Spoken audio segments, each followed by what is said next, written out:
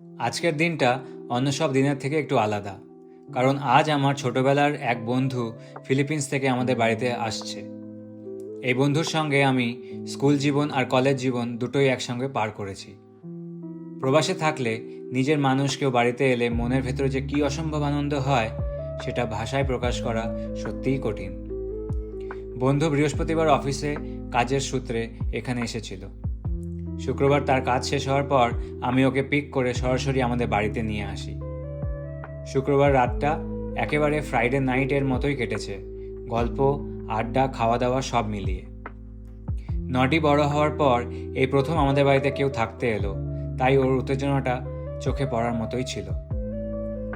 পরের দিন আমি প্ল্যান করেছিলাম বন্ধুকে লেক ইরি ঘুরিয়ে দেখাবো। 1996-এর পর এই প্রথম লেক ইরি পুরোপুরি জমে গিয়েছিল। কী যে অসাধারণ দৃশ্য, মনে হচ্ছে যেন আমরা কোনো বরফের দেশে এসে পড়েছি। যাওয়ার আগে ইলিশ মাছ আর ভাত খেয়ে লাঞ্চ সেরে তারপর বেরিয়ে পড়লাম। সমৃদ্ধা আর নডি যেতে পারেনি, কারণ নডি নায়গ্রা ট্রিপের পর প্রচণ্ড অসুস্থ হয়ে পড়েছিল ঠান্ডা লেগে। আমরাও প্রায় জমে যাচ্ছিলাম লেকিরিতে, এত ঠান্ডাই ছিল।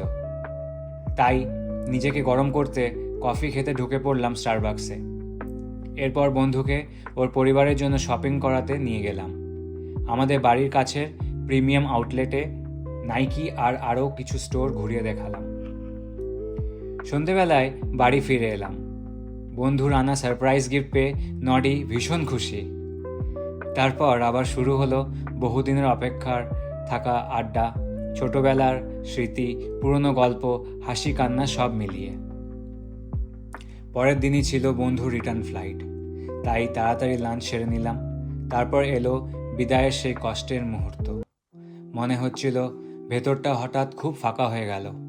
এই কয়েকটা দিন এত তাড়াতাড়ি কেটে গেল, মনে হলো যেন সব কিছু গতকালই শুরু হয়েছিল। ভারী মন নিয়ে ওকে এয়ারপোর্টে নামিয়ে দিলাম, আর সেখান থেকে আরও ভারী হৃদয় নিয়ে বাড়ি ফিরে এলাম। ওকে, আজকের ব্লগ এই পর্যন্তই। পরের ব্লগে আবার দেখা হবে। Take care guys, by.